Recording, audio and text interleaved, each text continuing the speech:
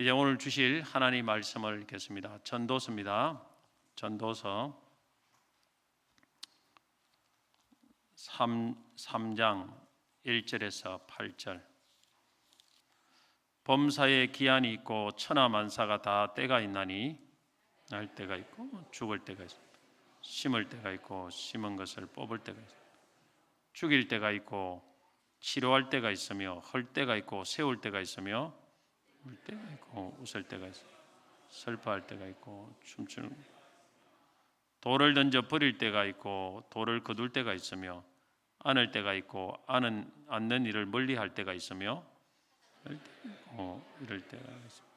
지킬 때가 있고 버릴 때 찢을 때가 있고 깨맬 때가 있으며 잠잠할 때가 있고 말할 때가 있으며 미워할 때 전쟁할 때가 있습니다. 평화할 때가 있느니라. 아멘. 모든 일에는 기한이 있고 때가 있다라는 제목으로 말씀 전하겠습니다. 요즘은 많은 과일이 수확되는 계절입니다. 배와 사과, 포도 등 추수를 앞두고 중요한 과일들이 계속 수확이 됩니다. 농산물을 수확을 하기 위해서는 그냥 되지 않습니다. 씨를 심고 잘 가꾸어야 됩니다. 중국과 우리나라는 예로부터 농사를 지을 때 24절기를 나누어 농사를 지었습니다. 우리가 잘 아는 소한, 대한, 입춘, 우수, 경칩, 춘분, 청명 등 이런 절기들을 24절기를 나누었습니다. 그래서 어떤 절기에는 어떤 채소를 파종하고 어떤 절기에는 웃거름을 주고 어떤 절기는 병충해를 방지하고 이런 식으로 이렇게 정해놓고 농사를 짓습니다. 24절기는 태양이 움직이는 길을 따라서 15도씩 360도니까 24개의 점을 찍었을 때 태양이 각 점을 지나는 때를 말합니다. 우리 1년은 12개월인데 이걸 24개로 나누어 정한 날이라고 볼 수 있습니다. 그래서 한 달에 약 2개씩 절기가 있습니다. 2개. 대부분 15일 간격으로 맞춰지지만은 때에 따라 14일, 16일이 걸리기도 합니다. 왜냐하면 지구가 공전 궤도가 타원형이기 때문에 그렇습니다.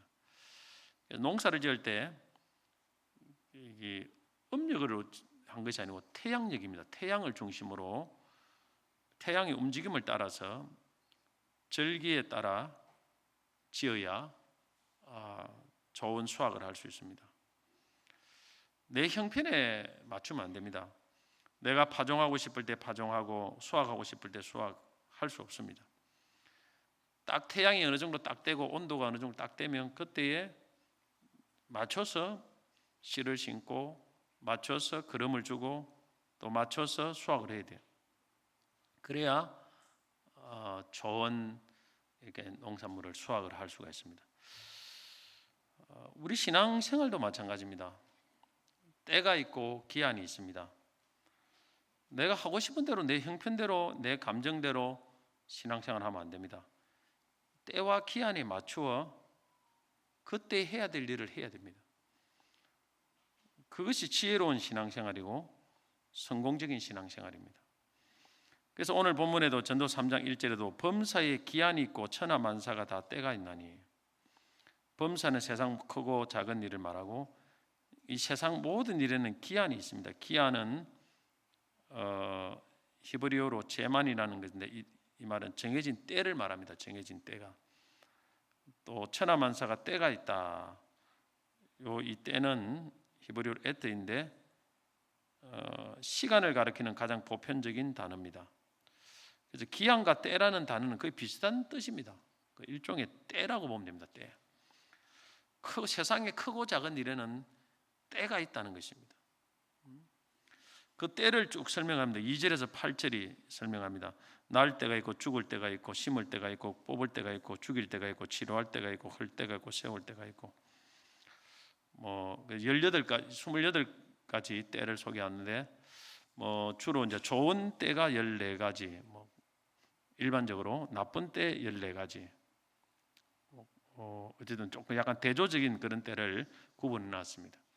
꼭 좋고 나쁘고 그런 의미는 아니지만 대부분 그렇게 때를 구분해 놨습니다. 자, 우리가 이 때를 따라서 이제 신앙생활을 해야 된다는 거죠. 하나님이 때를 만들어 놨죠. 그 때는 어떻게 생긴 겁니까? 누가 정하는 것입니까? 이 농사도 태양이 정합니다. 태양도 빙빙 돌아가면서 이게 태양이 위도에 따라서 이게 모든 절기가 정해집니다. 그리고 우리 영혼의 신앙생활의 때도 누가 정하느냐면은 천지를 지으시고 창조자이시고 우리의 주인이시고 통치자이신 하나님이 그 만사를 정합니다. 성경에는 세상에는 우연이 없다고 말합니다. 좋은 일도 나쁜 일도 절대 우연은 없습니다. 그 우연이라고 말하는 사람은 그 사람은 신앙이 없는 사람이에요. 하나님이 통치하신다고 말합니다. 마태복음 10장 29절 참새 2마리가 한 아사리온에 팔리지 않느냐 그러나 너희 아버지께서 허락하지 아니하시면 그 하나도 땅에 떨어지지 아니하리라. 너희에게는 머리들까지 다 세신 바 되었나니. 우리가 하나님의 통치하시는 이 때를 따라 통치한 섭리를 다 이해를 못해서 사람이 내가 이해 못하면 하나님 뭐 안 계신다고 생각하는 사람 많습니다.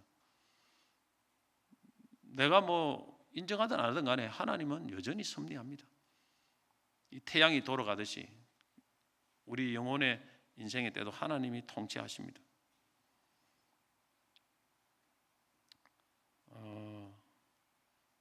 우리가 하나님의 통치를 다 이해를 한다면 하나님보다 내가 한 수 위의 사람이에요.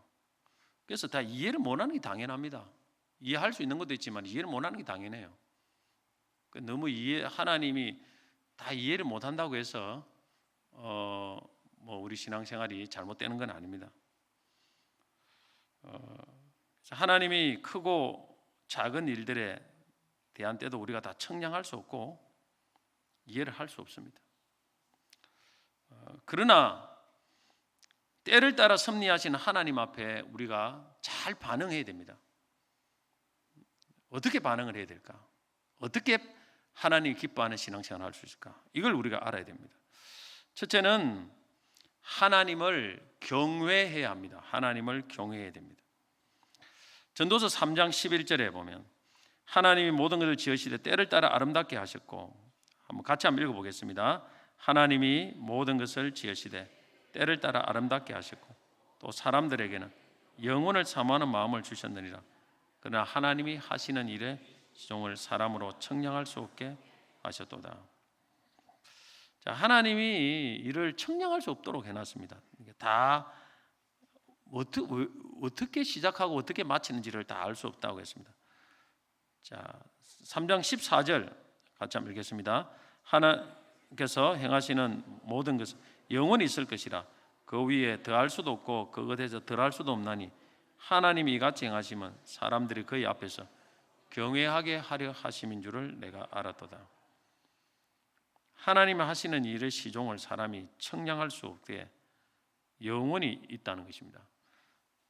누구도 금지할 수 없습니다. 하나님이 뭐 하시고자 하면 막을 사람 아무도 없어요. 누가 막겠습니까? 신앙이 아무리 깊은 사람이 막을 수 있겠습니까? 못 막습니다. 하나님이 어떤 걸 딱 정해고 그 사람은 시행하겠다고 하면 그걸 끝나는 거예요. 그냥 그대로 시행되는 것입니다. 아무도 막을 사람이 없습니다. 근데 이해를 못해요. 이해를 못하는 일이 굉장히 많습니다. 그 목적이 뭐냐? 분명히 말하고 있습니다. 잠언 전도서 3장 14절. 하나님이 이같이 행하시면 하나님이 그의 앞에서 경외하게 하려 하심인 줄 내가 알았다. 하나님을 경외하도록 하기 위해서 그렇게 만들었다는 거예요. 하나님이 우리의 머릿속에서 움직이시는 분 아닙니다. 우리의 생각을 초월하셔요. 때로는 우리의 믿음을 초월합니다. 경외해야 됩니다. 이것이 지혜와 지식의 근본이라고 했습니다. 경외해야 됩니다. 경외. 어떤 때를 만나도 경외해야 돼요. 경외하다는 말은 히브리어 단어로 야란데 두려워하다. 하나님과 연관돼 많이 언급되는 중요한 주제입니다. 공포의식을 갖고 살라는 말이 아니고 세상 만물을 하나님 뜻과 섭리로 역사하신 하나님을 공경하고 깊이 의식하고 조심스럽게 살아가는 삶의 태도입니다. 우리가 자칫 잘못하면 현실이나 환경을 보며 살아가기 쉽습니다. 좋은 환경이 계속 되기를 원하고 나쁜 환경이 오지 않기를 바랍니다. 그러나 우리가 바라고 원하는 대로 잘 안 됩니다. 어떤 때는 우리가 기도하는 대로 잘 안 돼요. 예측 불가능하게 하나님 때로는 섭리합니다. 그것이 현실을 바라보지 말고 하나님을 바라보라는 게 이 경외하고 늘 하나님을 의식하면서 살도록 하기 위해서라는 거예요. 이 주바라기 인생이 되도록 하기 위해서입니다. 어떤 텔레비전에 인기 드라마 같은 것들이 방영할 때 시청자들이 그 드라마를 보면서 막 즐거워하고 때로는 슬퍼합니다. 또 그 드라마가 어떤 결말이 가까워졌을 때, 이 주인공이 어떻게 될까 궁금합니다. 이게 해피 엔딩이 돼야 되는데, 새드 엔딩이 되면 안 되는데, 막 사람들이 막 조마조마합니다. 근데 해피 엔딩, 새드 엔딩이 누구의 손에 달려 있습니까? 주인공에 달려 있습니까? 그 드라마를 연기하는 사람들에게 달려 있습니까? 아닙니다. 그 드라마 작가에 달려 있어요. 그 드라마 작가가 주인공을 죽이면 그냥 새드 엔딩이 되는 거예요. 극적으로 살리면 해피 엔딩이 되고, 여기서 목숨이 왔다 갔다 하는 거예요. 우리의 삶도 마찬가지입니다. 우리가 이렇게 저렇게 되기를 바란다고 다 되는 건 아니에요. 드라마 작가와 같이 하나님이 우리의 삶을 어떻게 계획하시고 쓰시는가에 따라서 우리의 삶이 달라진다는 것입니다. 그래서 우리가 우리 자신이나 현실이나 환경을 주목할 것이 아니고 우리가 온 천지 만물을 주관하시고 내 인생의 모든 걸 주관하시고 통치하시는 그 하나님을 주목하고 바라보라는 말입니다. 경외하라는 말입니다. 시편 127편 1절에 보면 여호와께서 집을 세우지 아니하시면 세우는 자의 수고가 헛되며 여호와께서 성을 지키지 아니하시면 파수꾼의 깨어있음이 헛되도다. 내가 아무리 노력해봐라 되는가? 하나님이 너를 밀어주시지 않으면 절대 안 세워진다. 집도 가정도 건강도 어떤 것도 세워지지 않는다. 지켜지지 않는다. 그래서 하나님만 바라보고 두려워하고 공경하고 의지하고 사랑하며 인정하며 살아가라. 그것이 하나님을 경외하는 사람의 모습이고 그렇게 살아가는 거예요. 여러분 땅의 것을 많이 봅니까? 하나님을 많이 생각합니까? 문제만 많이 봅니까? 하나님만 많이 봅니까? 내 삶의 현실을 그것만 자꾸 봅니까? 하나님을 많이 생각하시길 바랍니다. 하나님을 더 의지하시기 바랍니다. 하나님을 경외하시기 바랍니다. 하나님을 바라보는 시간이 많아야 돼요. 병도 있어도 하나님이 고치려고 하면 금방 안 고치겠습니까? 간단하지요? 너무 내 삶의 그 문제에 집중하지 마세요. 하나님을 경외하라는 거예요. 하나님을 경외. 이것이 하나님의 목적입니다. 목적. 이게 내 마음대로 안 되니까 하나님 바라볼 거 아닙니까? 내 마음대로 내 계획대로 착착되면 어느 누가 하나님을 경외하겠습니까? 하나님을 의지하겠습니까? 내 마음대로 안 되니까 이게 왜 이리 변수가 많지? 왜 이러지? 그러다 보니까 하나님을 바라보는 거예요. 사실은 의지하는 거예요. 거기에다가 우리 시간을 더 많이 투자하라는 것입니다. 자, 두 번째, 우리가 이 세상의 모든 때와 기한을 하나님이 정하신다고 할 때 우리는 어떤 삶을 살아야 되느냐? 하나님이 정하신 때와 기한에 맞추어 살아가야 됩니다. 하나님이 내게 허락하신 때가 있습니다. 그때 하나님 나에게 무엇을 하기를 원하시는지를 잘 분별해야 됩니다. 물론 우리가 하나님이 때와 기한을 100% 분별할 수 없습니다. 그러나 하나님이 이게 100% 분별할 수 없을 뿐이지 분별할 수 있는 것도 많이 있습니다. 우리가 분별할 수 있을 때까지 하나님 때를 분별해서 그 때에 맞는 삶을 살아야 됩니다. 이것이 우리가 해야 될 것입니다. 에베소 5장 15절에 17절 보면 그런즉 너희가 어떻게 행할지를 자세히 주의하여 지혜 없는 자같이 하지 말고 오직 지혜 있는 자같이 하여 세월을 아끼라. 때가 악하니라. 그러므로 어리석은 자가 되지 말고 오직 주의 뜻이 무엇인가 이해하라. 주의 뜻이 무엇인가 이해하라는 것입니다. 이해할 수 있는 주의 뜻이 있다는 거죠. 출애굽 이후에 이스라엘 백성들을 하나님이 광야로 인도하신 이유가 뭡니까? 그들을 연단하기 위해서입니다. 낮추시고 말씀 순종에 연단을 하기 위해서입니다. 신명기 8장 2절 3절에 이렇게 말합니다. 내 하나님 여호와께서 이 40년 동안에 내게 광야 길을 걷게 하신 것을 기억하라. 이는 너를 낮추시며 시험하사 내 마음이 어떠한지 그 명령을 지키지 않는지 알려하려 하심이라. 그런데 이스라엘 백성들은 광야의 길을 걷게 하신 그 하나님의 때를 분별하지 못했습니다. 그 광야의 때를 주신 하나님의 의도, 그 때를 분별하지 못했습니다. 그때는 연단의 때고 훈련받을 때입니다. 그런데 연단받지 않고 계속 불평만 하는 거예요. 애굽에서 구원해 주었으면 이제 편안한 삶이 주어져야지 왜 더 힘든 삶이 주어지느냐는 것입니다. 그들은 하나님 때를 분별하지 못했어요.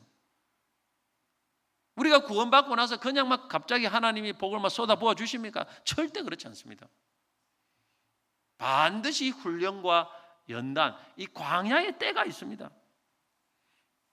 그 때를 잘 분별하고 그 때를 잘 보내야 된다는 것입니다. 많은 성도들이 하나님 주시는 연단의 때, 훈련의 때, 낮추시는 때를 분별하지 못합니다. 그래서 그 때를 만나면 다 원망하고 빨리 벗어나려고 합니다. 이때는 빨리 벗어나려고 하면 안 됩니다. 하나님이 이 때를 주신 것을 알고 낮추고 겸손하고 잘 인내해야 됩니다. 그 연단을 받아야 됩니다. 그렇게 기도해야 됩니다. 하나님 이때에 내가 내 자신을 잘 낮추고 겸손하고 하나님의 말씀 붙들고 잘 훈련되고 연단되게 해주십시오. 이렇게 기도를 해야 돼요. 그럼 빨리 기도대로 연단이 될 거 아닙니까? 그럼 빨리 벗어날 수가 있는데 맨날 벗어나려고 하고 막 원망하고 왜 이럽니까? 왜 자꾸 이러니까 이런 기도를 하니까 벗어나지지는 않고 또 하나님이 기도 외면한다고 더 원망하고 또 영적으로 더 슬럼프에 빠지고 이 광야의 때는 분별을 못하는 거예요. 하나님이 내게 주신 그 때를 분별해야 된다는 거예요. 운동선수들이 한참 운동해야 되는데 아직 훈련이 안 됐는데 왜 내 1군에 안 보내주느냐고 후보가 내가 왜 1군에 안 보내? 나도 1군에 가서 뛰고 싶은데 준비가 안 됐잖아요. 니네 2군에 가서 후보로 가지고 더 훈련하고 준비해야 되는데 감독한테 왜 1군 안 보내주느냐고 막 원망하고 따지면 그 사람은 그냥 퇴출이에요. 그럴수록 더 훈련하고 감독 말을 듣고 훈련하고 열심히 준비하고 거기서 하다가 보면 훈련이 될 거 아닙니까? 연단이. 그러면 딱 잘하면 그냥 자동적으로 감독이 올립니다. 1군으로. 주전 선수로 올리게 되어 있습니다. 우리가 이 연단의 시기에 훈련의 시기에 또 하나님이 뭐 돈 안 준다고 불평해도 안 됩니다. 연단의 시기에는 사실 돈도 잘 안 줘요. 가난한 가운데 하나님만 의지하고 낮추는 시기이기 때문에 그렇습니다. 내 영혼을 훈련하는 시기이기 때문에 그렇습니다. 이 때를 잘 분별하고 그 때에 맞는 삶을 살아야 된다 말입니다. 평생 그냥 막 하다 끝날 겁니까? 광야 생활만 하다가 광야 생활만 끝날 겁니까? 하나님 앞에 쓰임 받지도 못하고 맨날 불평만 하고 광야 인생 하다가 그걸 끝날 겁니까? 누구나 막론하고 이 시기를 거치게 됩니다. 그때는 인내해야 돼요. 철저하게 견디고 내주겠다 생각하고 그냥 인내하면서 기도하고 말씀 붙들고 나를 훈련시키고 그러면 하나님이 거기서 마침내 복을 주려 하심이라. 할렐루야. 근데 이스라엘 백성은 40년 걸렸어요. 출애굽 1세대는 다 죽고. 이게 아무나 쉽게 되는 게 아니란 말입니다. 이 때를 분별하지 못하기 때문에 이런 일이 일어나는 거예요. 뭐 금방금방 될 것 같지만 안 됩니다. 금방금방 막 하나님의 복을 주고 막 금방 이것도 주고 저것도 주고 내가 조금만 하면 그래 안 되더라고요. 해보면 수많은 연단을 거칩니다. 수많은. 또한 이스라엘이 가나안 땅에 들어가는 시기는 정복의 때입니다. 정복할 때는 정복을 해야 돼요. 그때는 싸워야 됩니다. 싸움을 피하면 안 돼요. 피하면 안 됩니다. 피하면 또 안 되는 거예요. 그 이스라엘 백성들이 못 한다고 피하다가 또 얼마나 참 골병이 들었습니까? 그거는 지금 때에 정복의 시기니까 이제 그 나가야 돼요. 사사 시대는 회개의 때입니다. 그때는 회개해야 될 때입니다. 우리가 기도할 때 기도하고 회개할 때 회개하고 훈련받을 때 훈련받고 정복할 때 정복하고 하나님이 나에게 무엇을 원하는 때인지를 잘 분별해야 됩니다. 그게 하나님의 때에 맞는 삶을 살아가는 것입니다. 아무 생각 없이 살면 안 돼요. 하나님 지금 이 때에 내가 뭘 하면 되겠습니까? 내 나이가 지금 얼만데 내 인생 하나님 내가 지금 뭘 하면 되겠습니까? 그러면 그 때에 맞는 삶을 살아야 될 거 아닙니까? 나이가 60이면 60, 70이면 70, 80, 80 맞는 삶을 살아야 될 거 아닙니까? 늘 질문하고 하나님 때를 분별할 줄 알아야 됩니다. 그래야 그게 맞도록 하나님의 역사가 일어나는 거예요. 자, 오늘 본문에서는 뭐 다양한 상황들이 있는데 본문에 크게 두 가지 상황, 좋은 상황 그리고 나쁜 상황, 힘든 상황 이 두 가지 때에 어떻게 그 맞춰 살아가야 될지 한번 또 생각을 해보겠습니다. 먼저 좋은 때입니다. 좋은 때를 만났어요. 오늘 본문에 보면 날 때입니다. 날 때, 또 심을 때, 로 치료할 때, 세울 때, 웃을 때, 춤출 때 등이죠. 자, 이 때를 만났습니다. 아주 좋은 때를 만났어요. 어떻게 살아가야 될까요? 좋은 때는 먼저 그 좋은 때를 주신 하나님께 기뻐하며 감사하며 살아야 됩니다. 자, 전도서 3장 12절 같이 한번 읽어보겠습니다. 사람들이 사는 동안에 기뻐하며 선을 행하는 것보다 더 나은 것이 없는 줄을 내가 알았고 사람마다 13절 한번 읽겠습니다. 사람마다 먹고 마시는 수고함으로 낙을 누리는 그것이 하나님의 선물인 줄을 또한 알았도다. 좋은 날을 주신 것이 하나님의 선물입니다. 이때 낙을 누려 기뻐하라는 것입니다. 좋은 현실 때문에 그 취해서 기뻐하는 것이 아니고 그것을 은혜로 주신 선물로 주신 하나님 때문에 기뻐하고 즐거워하는 거예요. 우리가 먹고 마실 때도 그걸 주신 하나님께 즐겁게 아이고 하나님 감사합니다 즐겁게 해야 돼요. 우리가 수고함으로 보람을 느끼고 수고함으로 돈을 벌 때도 그 선물을 주신 하나님께 기뻐해야 됩니다. 또 감사해야 됩니다. 찬송해야 됩니다. 그렇게 살아가는 거예요. 우리가 좋은 풍경을 보면서도 아이고 하나님 이런 풍경을 보게 해주셔서 감사합니다. 작은 것이라도 마찬가지입니다. 기뻐할 줄 알아야 돼요. 그게 뭐냐면 하나님이 지금 좋은 걸 주셨는데 그걸 보고 좋은 걸 주는데 찡그리면 어떻게 됩니까? 이거 나 필요 없습니다. 그건 안 돼요. 기뻐하고 감사합니다. 이런 기회를 주신 하나님 너무나 감사합니다. 이거 왜냐하면 하나님이 우리에게 주신 선물이기 때문에. 여러분 걸어 다니는 것도 하나님 선물입니다. 무릎이 안 좋아서 못 걷고 허리가 안 좋아서 못 걷고 근육이 없어서 못 걷는 사람들 많습니다. 밥을 맛있게 먹는 것도 하나님의 은혜입니다. 나이가 들면 밥맛이 없는 분도 있어요. 어떤 분은 밥맛이 없어가지고 참 어떤 데는 밥맛이 있으면 그 하나님께 그냥 저절로 감사하더라고요. 아이고 하나님 감사합니다. 밥맛이 있어가지고 밥맛이 없다는 거거든요. 밥맛이 젊을 때는 이게 밥맛이 있는 것이 밥이 막 맛있어가 넘어가는 것이 그냥 일반적인데 나이가 드니까 밥이 막 그냥 하나도 맛이 없는 그런 분 계시죠? 그리고 밥맛이 있는 것도 감사한 거예요. 하나님 감사합니다. 즐거워하는 거예요. 숨 쉬는 것도 하나님 은혜입니다. 폐가 나빠지면 숨도 못 쉽니다. 색색거리고 조금만 가면 숨 차가지고 가지도 못하고 아이고 하나님 이리 숨이 잘 쉬어지는 것도 감사합니다. 제가 가끔씩 한 번씩 보면 토요일 같은 데 잠이 안 올 때가 있어요. 주일 때문에 주일 빨리 자야 되는데 빨리 자려고 내 잠이 다 안 와. 그래 이런 거 야 빨리 자려고 하니까 더 잠이 안 와요. 네, 주일 새벽부터 할 일이 많은데 빨리 잠이 와야 되는데 그렇게 긴장을 하니까 잠이 다 안 올 때가 있어요. 잠이 안 올 때 보니까 야, 한 번씩 불면증으로 고생하는 사람들, 야 진짜 힘들겠구나 생각. 맨날 불면증으로 고생하는 사람 얼마나 힘들까. 그래서 시편 127편 하나님 사랑한 자에게 잠을 주신다, 이 말이 계속 묵상이 되더라고. 잠 잘 오는 게 참 하나님 감사합니다. 아침에 여러분 일어나서 잠이 잘 자면 아이고 하나님 잘 자게 해주셔서 감사합니다. 이게 젊은 사람들 모릅니다. 갱년기가 와야 이제 좀 알고.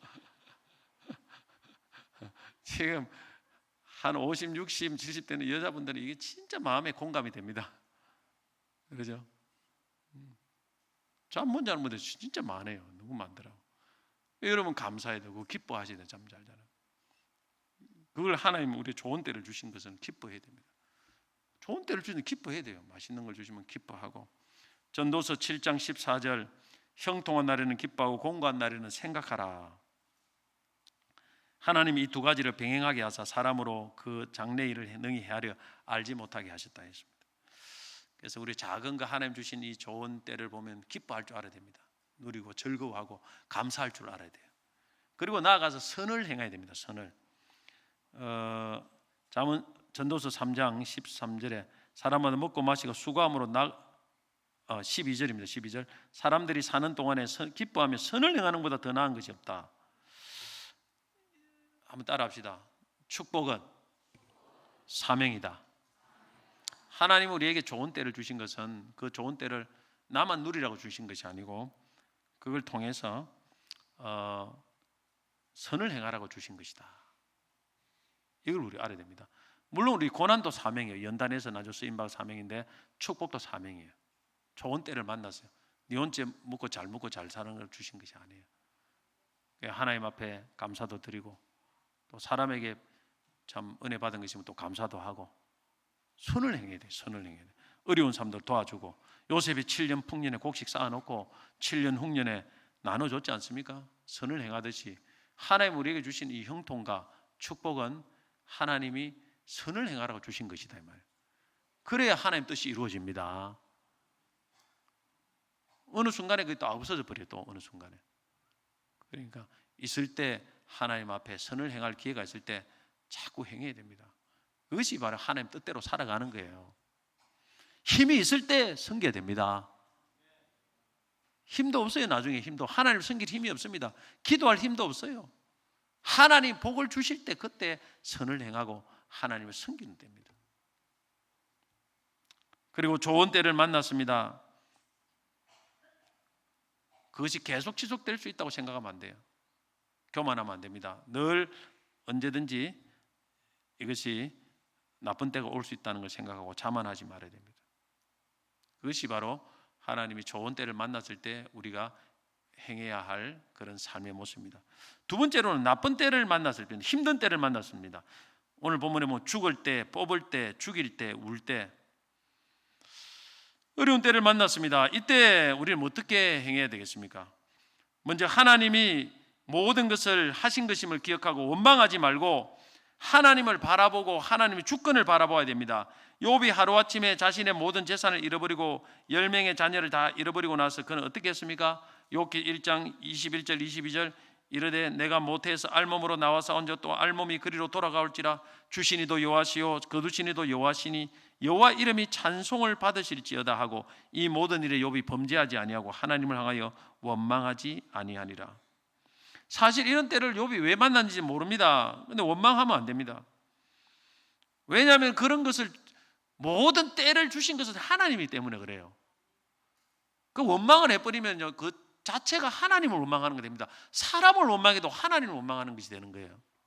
왜냐하면 우리가 그 모든 상황을 주신 것은 하나님이라는 것을 알고 있기 때문에 그렇습니다.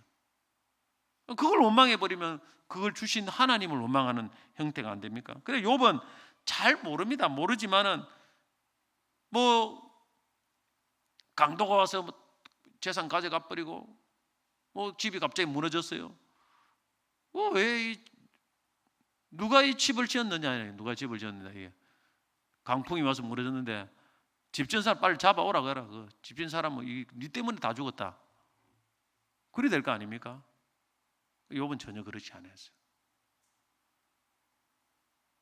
하나님을 주신 이도 여호와시고 취하신 여호와의 이름이 찬송받다. 원망하지 않았습니다. 이것이 어려운 일을 당할 때의 모범 답안이면 모범 답안. 하기 힘들어도 모범 답안입니다. 두 번째, 우리가 어려운 일, 힘든 일을 당할 때 어떻게 행해야 되냐면 기도하고 생각해야 됩니다. 야고보서 5장 13절에 보면 너희 중에 고난 당하는 자가 있느냐? 그는 기도할 것이오 했습니다. 전도서 7장 4절에도 형통한 날에는 기뻐하고 공고한 날에는 생각하라. 자, 우리가 어려운 일을 당할 때 기도하면서 생각해야 됩니다. 하나님 뜻을 분별해야 됩니다. 혹 하나님이 여기 나에게 회개할 거 있는 거 아닌가? 생각을 해봐야 돼요. 없더라도 한번 생각을 해봐야 됩니다.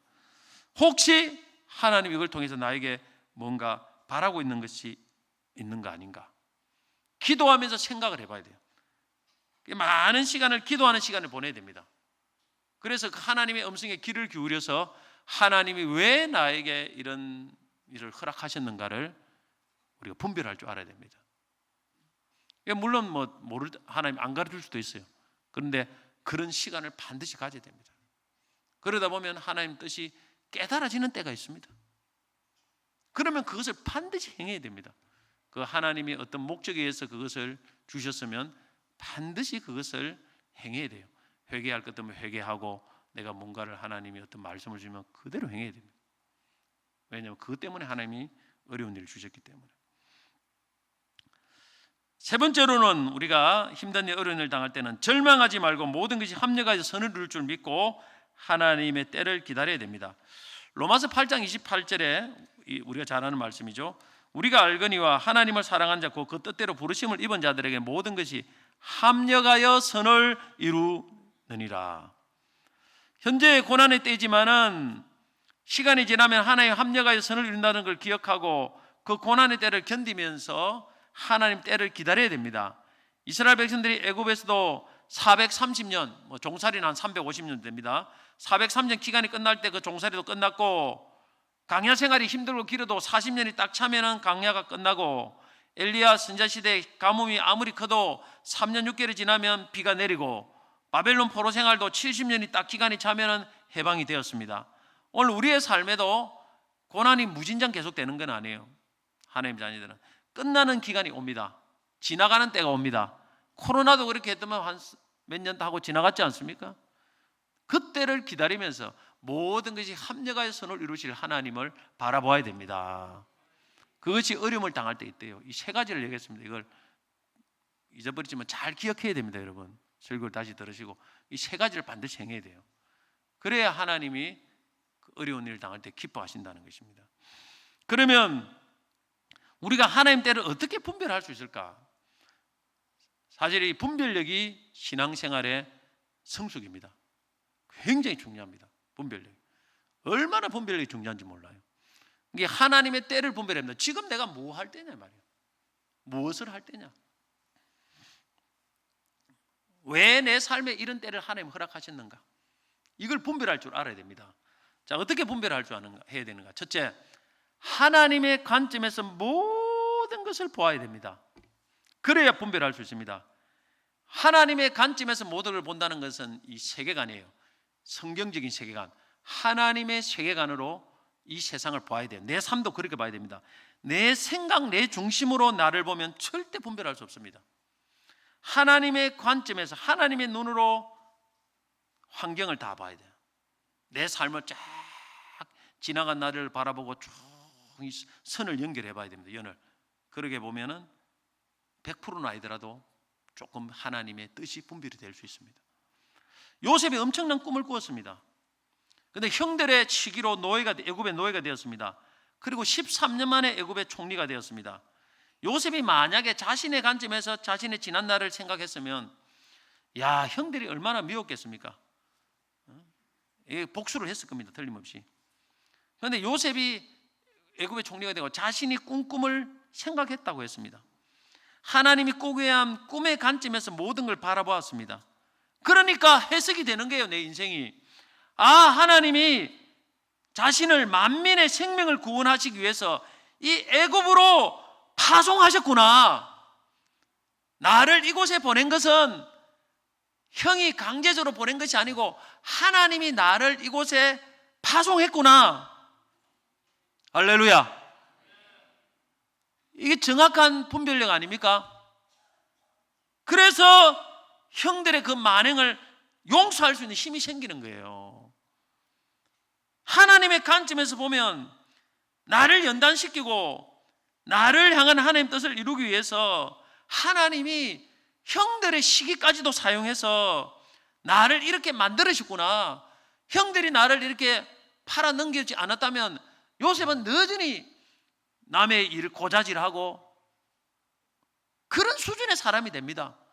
그런 수준을 가지고는 하나님이 큰 일을, 영혼을 구원하고 만민을 구원할 수 있는 그런 사람이 될 수 없어요.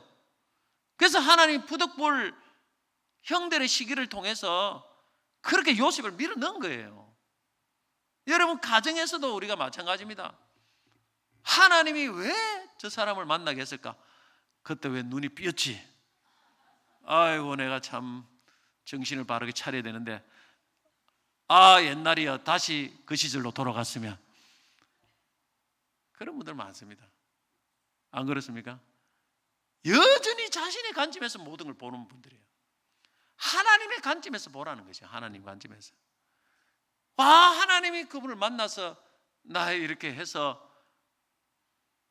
나에게 이렇게 간섭을 안 했으면 내가 오늘날 이렇게 됐을까?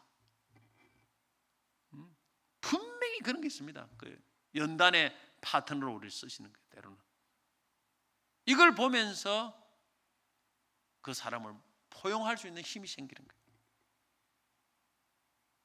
솔직히 말해 부부간에 다 맞는 사람 있습니까? 다 맞는 사람 있으면 제가 10,000원짜리 한 장 딱 드려요. 나는 없다고 확신합니다. 절대 없다고 확신해요. 다 맞는 사람 있으면 내가 찾아오세요. 개인적으로 조용하게.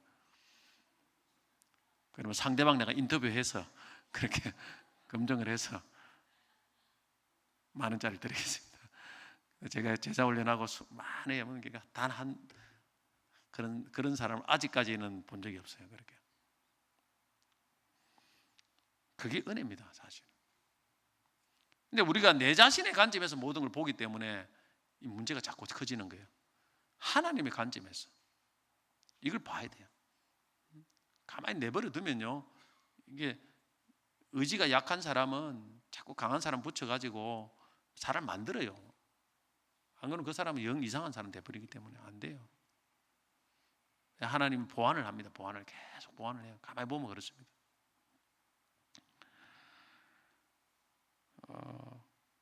요셉이 애굽의 노예 생활을 한마디로 연단과 하나님의 꿈을 이루어가는 시기였습니다. 우리가 하나님의 관점에서 우리를 봐야 됩니다. 하나님 왜 나를 이곳에 보냈을까? 왜 이 교회에 보냈을까? 왜 이곳에 보냈을까? 자꾸 그걸 생각해야 돼. 내 것만 고집하면 안 됩니다. 내 생각, 내 관점에서 보면 하나님 뜻이 이루어지지 않아요. 왜 이곳에 보냈을까요? 잘 생각을 해야 돼요. 저도 미국에 유학을 마치고 돌아왔을 때 참 앞날에서 기도할 때 지나간 날들 쭉 봤어요. 기도하면서 하나님이 나를 이렇게 오랜 세월을 이런 놀라운 길로 인도했는데 기적 같은 일도 있고 하나님의 관점에서 나를 이렇게 인도하시는 거예요. 이게 점을 찍어봅니다. 점을. 저 때는 이렇게 인도하고 저 다음에 인도하고 저 인도했는데 여기서 멈추겠느냐 하나님이. 이 계속 이 가는 방향이 있지 않습니까? 하나님이. 그걸 생각할 때 하나님은 절대 여기서 멈추지 않는다. 그런 확신이 들더라고. 확신. 어떤 방향으로 계속 나아가도록 그걸 위해서 지금까지 준비시키고 했는데 하나님이 여기서 멈추겠는가? 그러니까 근심이 없어져요. 확신이 들어요. 확신이. 하나님 나를 수십 년을 오랜 세월을 이렇게 인도하시고 유학도 보내주시고 이런 많은 하나님 했는데 하나님이 나를 인도하신다. 틀림없다. 그리고 기도할 때 확신이 들더라. 우리가 하나님 관점에서 우리를 보면은요, 확신이 옵니다. 너희 속에 선한 일을 행하신 그분이 끝날까지 이루십니다. 이게 관점을 바꿔야 돼요. 관점을 자꾸 우리가 뭔 일을 하기 전에 관점, 세계관, 하나님의 관점에서 자꾸 모든 걸 보는, 이걸 자꾸 보면은요, 분별력이 생깁니다. 분별력이 생겨요. 하나님이 왜 그랬을까 하는 분별력이 딱 생깁니다. 그걸 보면서 용서할 건 용서하고 하나님 앞에 사명을 감당할 수 있는 그런 은혜가 임하는 것입니다. 두 번째로는 성령으로 분별할 수 있습니다. 하나님의 뜻은 하나님의 영 외에는 분별할 수 없습니다. 고린전서 2장 10절에 11절 보면 오직 성령이, 하나님이 성령으로 이것을 우리에게 보이셨으니 성령은 모든 것 곧 하나님의 깊은 것까지도 통달하시느니라. 사람의 일은 사람 속에 있는 영 외에는 누가 알리요? 이와 같이 하나님 일도 하나님 영 외에는 아무것도 알지 못하느니라. 그래서 우리가 성령 충만하지 않고는 하나님 뜻을 분별할 길이 없습니다. 그래서 잘 모르면 계속 기도하는 거예요. 기도해서 성령이 충만할 때까지 충만하면 전혀 깨달아지지 않는 것이 깨달으기 시작해요. 보이기 시작합니다. 저는 그렇게 해요. 때로는 하나님이 안 보일 때는 할 수 없는데 계속 하다 보면은 하나님이 어느 순간에 희미하게 점점 밝아져요. 깨달아지고, 또 말씀을 통해서 하나님 깨달아 주시는 거고, 감동을 통해서 주시는 게 있고, 뭔가가 이렇게 다 하나님의 뜻이 확 보여져요. 물론 100%는 아닙니다. 그래서 우리가 성령을 충만함 구하고 기도하면서 성령의 인도를 받아야 됩니다. 그러면 하나님이 지금 이 때가 무엇을 한 때이고 내가 여기서 무엇을 해야 될 건가를 보여줍니다. 머리로 이성으로 계산으로 하면은요, 하나님의 성령을 따라 행할 수가 없습니다. 제가 처음에 24절기에 따라서 농사를 지어야 된다고 했습니다. 태양의 움직임을 따라 농사를 지어야 돼요. 기온이 오르고 내리고 따라서. 하나님이 우리의 삶에도 마찬가지로 이렇게 움직여 가실 때 그거 따라서 그때 맞는 걸 해야 됩니다. 내 생각을 막 앞세우면 안 돼요. 내가 이거 아무리 맞고 이거 하고 싶어도 하나님 맞습니까? 맞습니까? 물어보고 또 물어보고, 그렇게 하면서 하나님 뜻을 분별해서 나가야 우리 신앙생활에 열매가 맺히고 성공이 일어납니다. 틀림없습니다. 말씀 뵙겠습니다. 하나님은 하나님의 모든 일에는 그 일이 이루어질 때가 있고 또한 기한이 있다고 말씀합니다. 좋은 일도 하나님 때가 되어야 이루어지고 나쁜 일도 하나님 때가 되어야 일어납니다. 하나님은 이 모든 것을 주관하시고 통치하십니다. 그러나 우리가 다 이해할 수 없습니다. 그것은 그 이유는 하나님을 경외하기 위해서입니다. 여러분, 그래서 우리가 무슨 일을 만나도 하나님을 바라보시기 바랍니다. 하나님을 경외하시기 바랍니다. 그리고 두 번째는 하나님의 때에 맞추어 살기를 힘써야 됩니다. 내게 허락하신 이 때에 하나님이 지금 무엇을 하기를 원하신가를 분별할 수 있어야 됩니다. 최대한 분별해서 거기에 맞춰 살아야 됩니다. 좋은 때를 만났습니까? 하나님의 은혜를 기뻐하고 감사하고 살아야 됩니다. 자만하면 안 됩니다. 나쁜 때를 만났습니까? 절대 원망하지 말고 하나님을 주권을 찬양하고 기도하며 하나님 뜻을 분별하고 낙심하지 말고 또 이 하나님께서 모든 것이 합력하여 선을 이룰 것을 믿고 하나님 바라봐야 됩니다. 그래서 이 하나님 뜻을 잘 분별하기 위해서, 때를 분별하기 위해서는 하나님의 관점에서 모든 것을 바라봐야 됩니다. 그리고 두 번째로는 기도하면서 성령께서 나에게 이 분별력을 주셔서 하나님 때를 잘 분별할 수 있는 은혜를 달라고 기도하시기 바랍니다. 그래서 때를 따라서 인도하시는 하나님을 쫓아서 여러분 성공적이고 또 하나님의 뜻에 합당한 그런 신앙생활을 하셔서 하나님께 영광 돌리는 우리 성도들이 다 되시기를 주의 이름으로 축복합니다.